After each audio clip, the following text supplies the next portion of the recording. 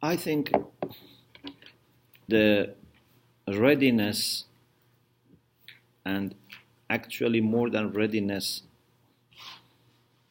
willingness for dialogue is a test of our rationality.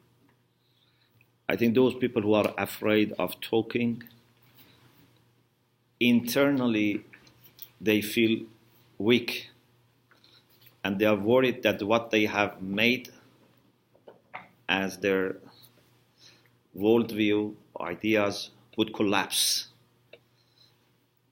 Any person who has been rational and has really thought well and through his or her ideas should be happy to discuss with other people if they are also happy. So why I should be hesitant to talk? The Quran teaches us that to talk to people doesn't mean that you are accepting what they say or you are associating yourself with their moral values. It's just something that you should try so that maybe your side or the other side or both sides can get closer to the truth. We have conversation between God and angels, but we have also conversation between God and Satan. We have conversation between Moses and Israelites. We have conversation between Moses and Pharaoh. And it is interesting, in chapter 20, Surah Taha, God, among the very first things that told Moses was that he should go to Pharaoh and speak to him. God didn't say, now that you have become my prophet, never speak to Pharaoh. Actually, God asked him that you should go. And then he said to God, please open up my chest, give me patience and ability to cope with the challenges.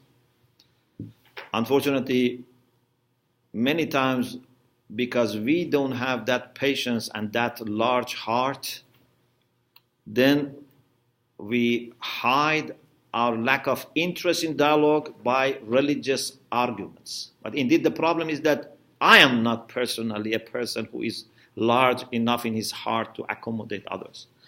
So Moses asked God, Rabbi shrah li sadri, please open up my chest so that I can talk to them. وَيَسِّرْ لِي أَمْرِي, please make my affair easy. And please remove blockage from my tongue so that I can communicate well. And also please give me a helper and make my brother Aaron my helper. So after that, God said, now you two go to Pharaoh. So first was Moses, then God said, now you and Aaron together go to Pharaoh. But قُولَا لَهُ قَوْلًا لَيِّنًا, speak in a soft manner with him. Unfortunately, sometimes either we don't speak, or through our words we only empty ourselves and put our anger in the words and shoot them as bullets to the other person, and we call it dialogue. This is not dialogue. This is a polite act of murder. You are murdering the other person's soul, but you call it dialogue or conversation. So if you want to really have dialogue, even with someone like Pharaoh, you should speak softly, nicely, politely. لَعَلَّهُ يَتَذَكَّرُ أَوْ يَخْشَى. This is amazing. God says, even with someone like Pharaoh, there is a chance. Maybe his heart becomes soft. Maybe he remembers God. Unfortunately, as soon as we have little problem with our husband, wife, children, neighbor, or people of other faith, We say it's useless to talk to them. No benefit. I have tried this few times. But who is worse than Pharaoh, who was killing people, who claimed to be God? And the Quran says that he said, "Ana rabbukumul a'la," I am your highest Lord. Not only a Lord, I am your highest Lord. Even in one case he said, "Ma alimtu lakum min ilahin ghayri." I looked around and I didn't find actually anyone other than me who is your Lord. So he was not even happy to be the highest Lord. He then said, I am your only Lord. Even with someone like him, God says you should talk.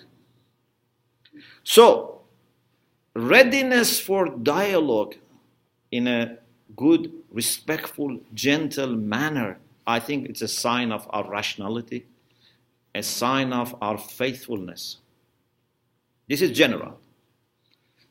But when it comes to believers in God, that is a necessity of our faithfulness. The Quran says, قُلْ يَا أَهْلَ الْكِتَابِ تَعَالَوْا إِلَىٰ كَلِمَةٍ سَوَاءٍ بَيْنَنَا وَبَيْنَكُمْ.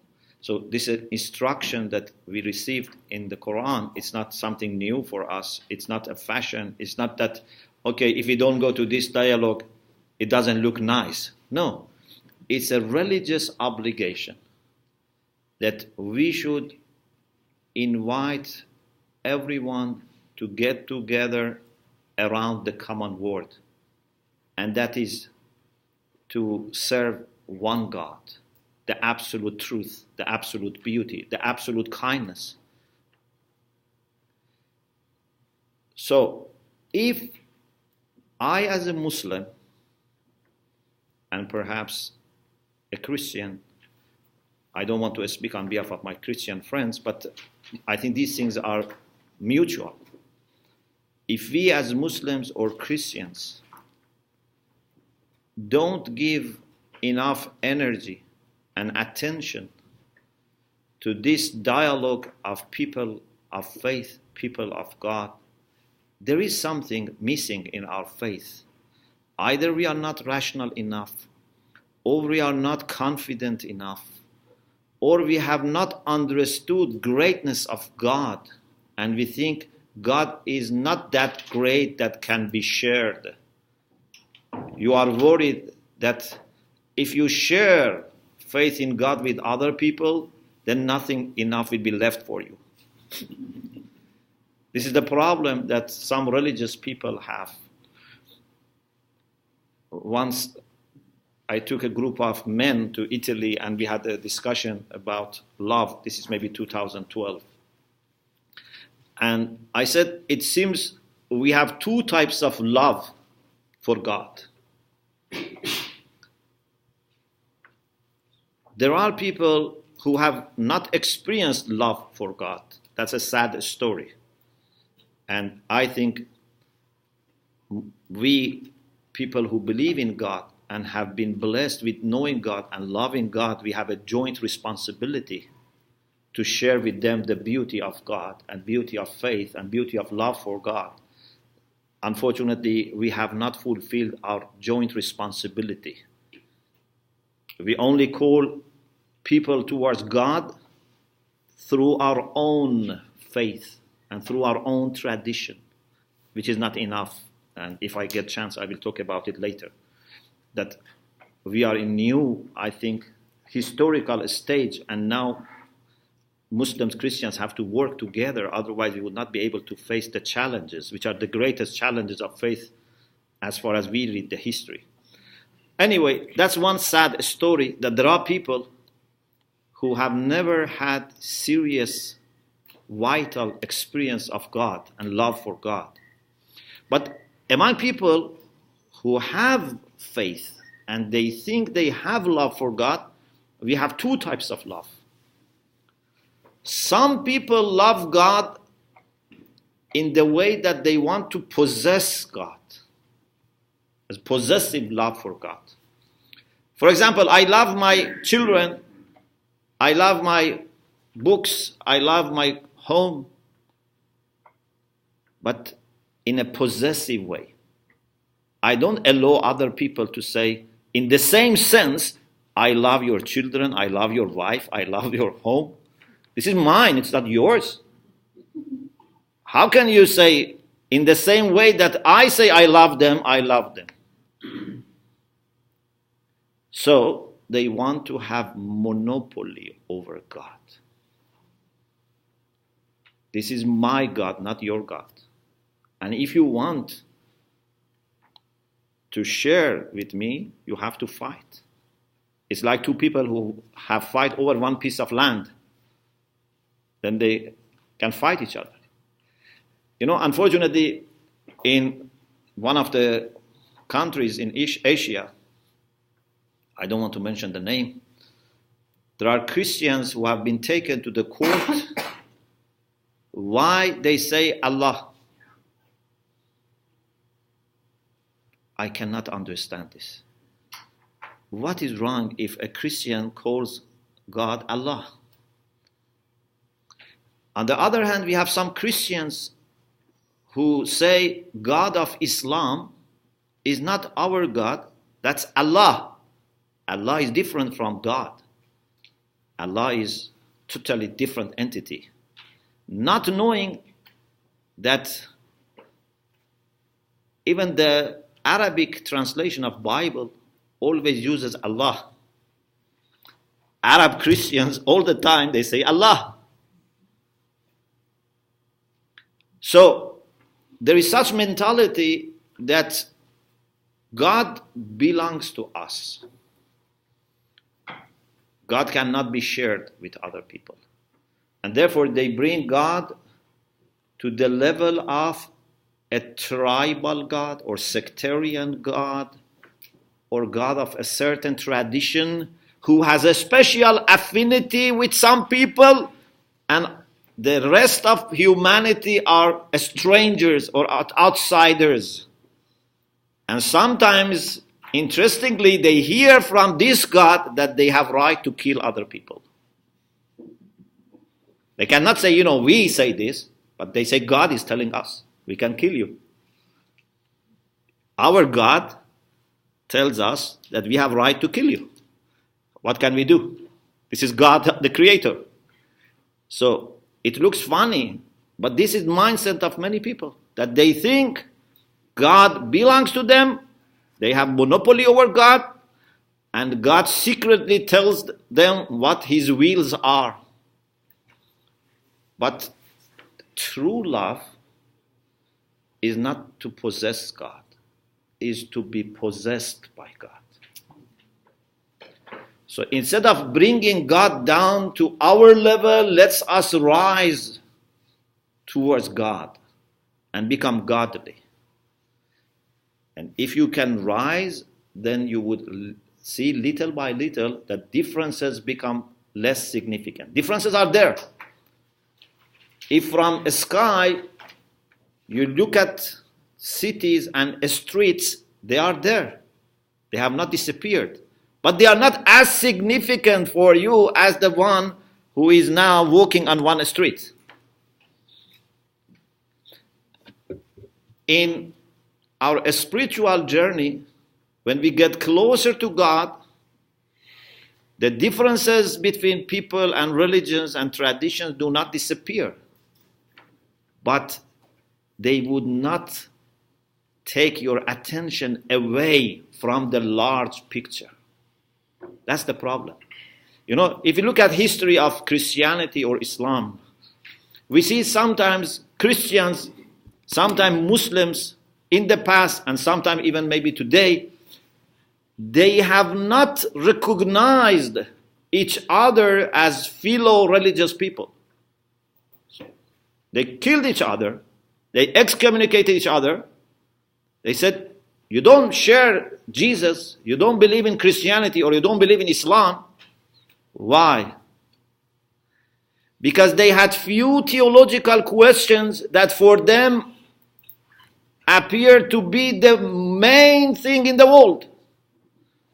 If you don't agree on this, the rest is not important. What has happened that now, thanks to God, many Muslims, many Christians, although they belong to different traditions, different denominations, why they recognize each other as brothers and sisters in the same faith? Have they compromised about their differences? Now that, for example, we have dialogue between Mennonites and Catholics, between Catholics and Lutherans, we have, Sunni Shia dialogue. Have we solved our problems? No. Have we betrayed our faith and compromised and diluted? No. What has happened? We have a little bit become more mature. We have been tried to understand that although we differ in areas, but there are many other areas that we share. And we have tried to go a little bit above human level and have a godly vision. So my idea is we need one more step, at least one more step. And that is people who believe in God of Abraham, who believe in one God, who is personal God, who is the creator, who is benevolent, who is omnipotent. We should be able to acknowledge that we belong to the same tradition, to the same path. I can be a Muslim or Christian or Jew. I can be following certain tradition in each of these religions. But why we are not able to acknowledge the common framework? And that is we all are followers of the same tradition of Abraham. And of course, Abraham is not the founder. Abraham is the first meeting point.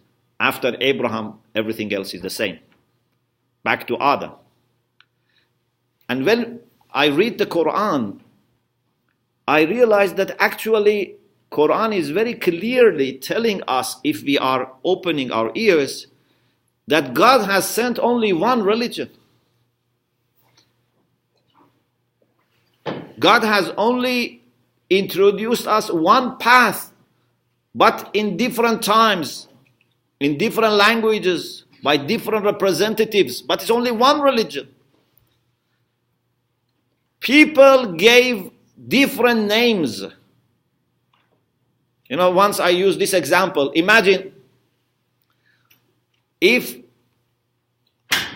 there is one mountain that we have been climbing, but suppose some of us have been climbing in the morning and some in the evening.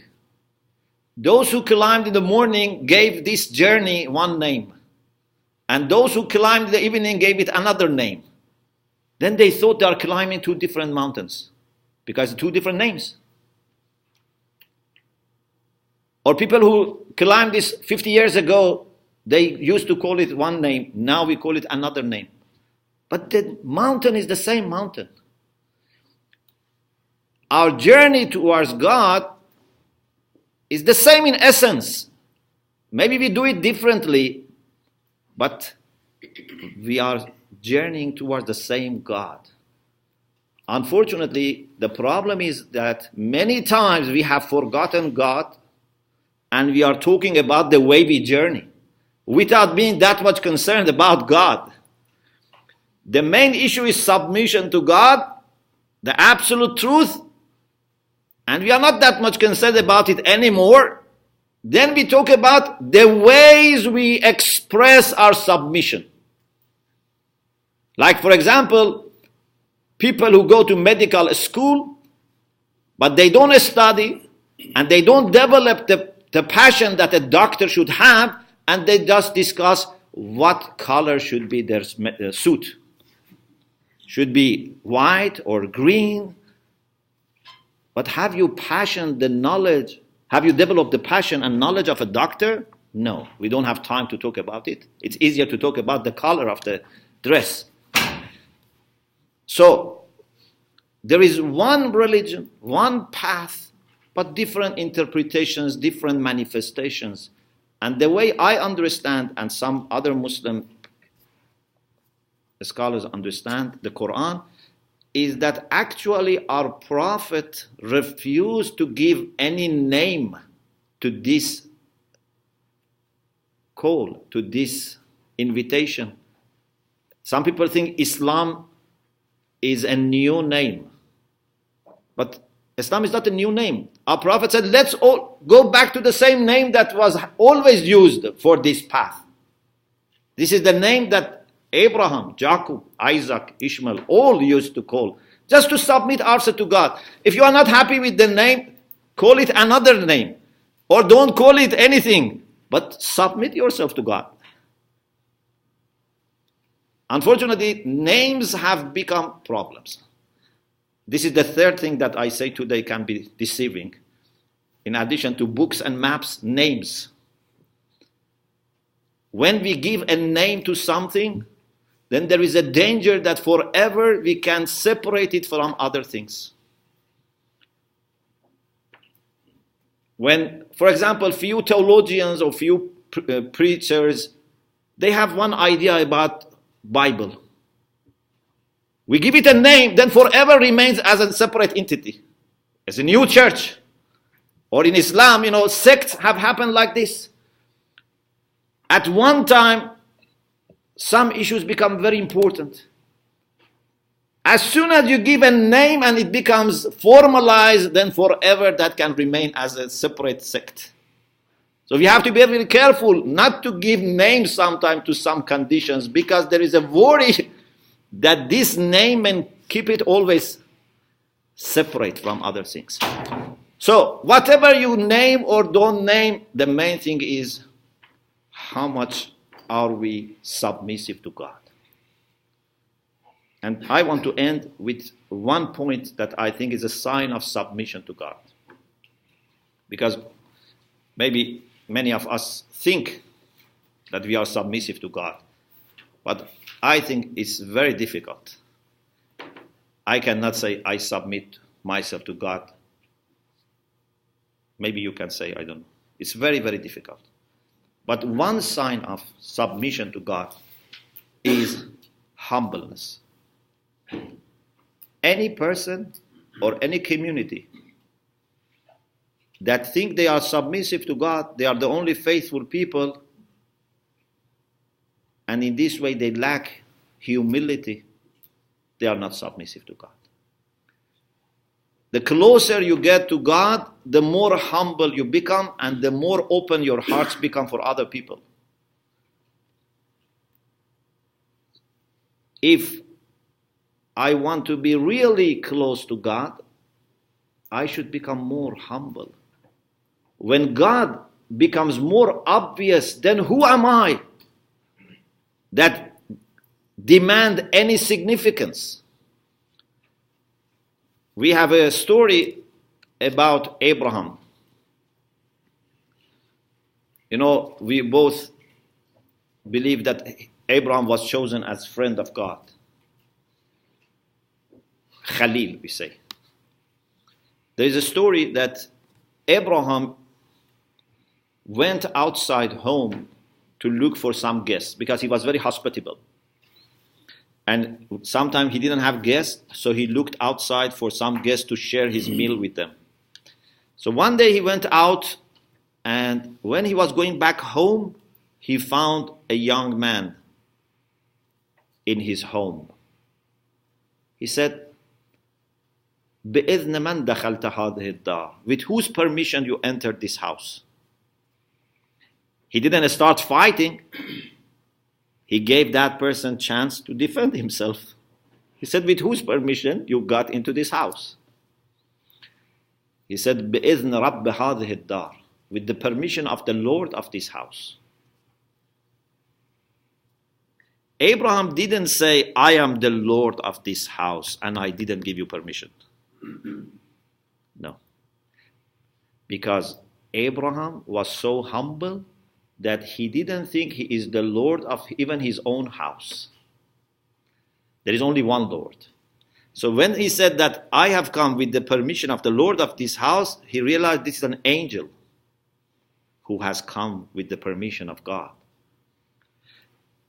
The angel said, someone has been chosen by God as his friend. I have come to inform him.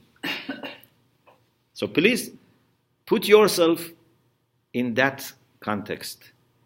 Suppose you are Abraham. You are a messenger, and this angel has come to your home, and he says, there is someone that I have come to inform him that he's chosen by God as his friend. What do you think? You think it must be you? I say, thank you. I was expecting this to happen any day. Someone like me, definitely God appreciates. But Abraham didn't think that it was him. He said, who is chosen by my Lord as his friend, so that I serve him till I die? This is sign of being close to God. First of all, he doesn't think it's himself. Secondly, he is not jealous that why God has chosen someone else. Thirdly, he volunteers to serve anyone who is chosen by God without saying, is he speaking the same language as I? Is his skin like me? Does he follow the same tradition as me? No. Anyone who is chosen by my Lord as his friend, I want to serve him. Then the angel said, it's actually you. And then Abraham said, why? This why is very beautiful. What is in me that God has found significant? And the angel said few things. One thing is, whenever you were asked by people to help, you never said no. Anytime who asked you for help, you didn't say no. God loves such people that are available to help.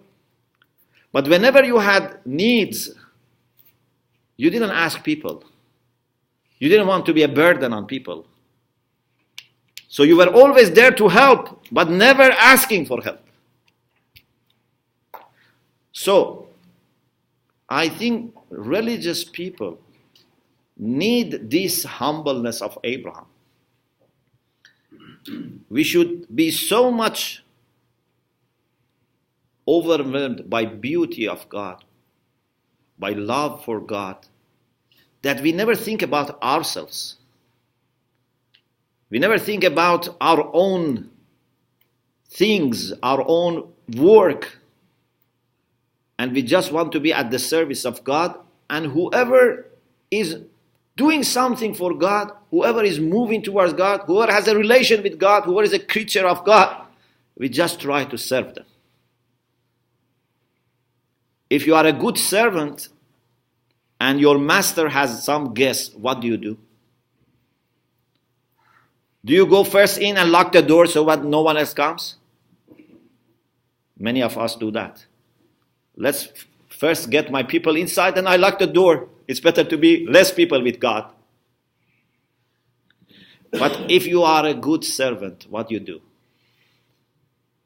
You go everywhere and call, God has opened his doors. Please go and visit him. You make sure everyone goes and you remain by the door to help anyone who has difficulty in finding the room. This servant who is next to the door is the closest. Not the one who jumps and sits next to the master and not giving a space to other people. So I think for us, this is a real challenge. How much we are ready for the sake of God to open ourselves, to welcome other people in our heart, share with them our journey towards God, and think that I'm the least. I'm the least. Not I am not the best, I'm the most important, or I'm the only person who believes in God. And it doesn't matter whether you are doing this in the name of one person or in the name of your tradition or your church or your mosque. We shouldn't be deceived. I'm not saying Muhammad Ali Shomali. I'm saying Shia. I'm saying a Muslim. The same arrogance that can be hidden under my name can be hidden under my religious name. The main thing is arrogance should not be there. Otherwise, we are very clever in covering. Saying, I never said, me as a person. I'm talking about my faith. I'm talking about my religion. But honestly, how much God is in our heart and how much our ego, how much we are working for the glory of God, how much we are working for the glory of ourselves. That's the main question. So I believe Christian-Muslim relation is very important test for us. How much we have become mature, how much we have become submissive to God, how much we have emptied ourselves from ego, and how much we are ready to work together for betterment of humanity. I think there are things that we can do together and we cannot do alone. Muslims, Christians, there are certain things that they can do on their own. But today, there are things that we can only do if we are together. The challenges of faith are so great today that no single faith community can face them and come successful. We have to work together. If we, Muslims and Christians, together work and call towards God, people cannot say they have selfish interest. Say, no, we want to share with you God. It doesn't matter you want to call it this name or that name, follow this tradition or that tradition or any tradition. You have to find the best way to submit yourself to God. It doesn't matter to me you want to become a Muslim or not become a Muslim. That's not my business. What I want to do is to help you to find your way to God. So sometimes I say to my, students that for us as a Muslim, our mission is not only to help Muslims. If a Christian who doesn't go to the church, I can help him to go back to the church. This is also my mission. Because this is the way that people can get connected to God. I shouldn't say, if they don't come to mosque, then it doesn't matter whether they go to church or they don't go to church. No. How can you be a believer in God and you say it doesn't matter? We should serve everyone in his journey towards God. That's the main mission for all of us. And I think we have to revisit our theology, revisit our spirituality, our practices, and equip ourselves with a better understanding of this mission that we have today.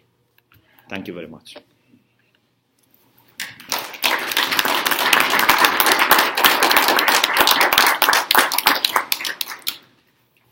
Well, thank you so much, both of you, for giving us so much to think about. And I think we should open it up for conversations, and maybe you can just field the questions yourself as you see people raise their hand. Sure. I won't act like a moderator. So if there are comments to make, words of affirmation or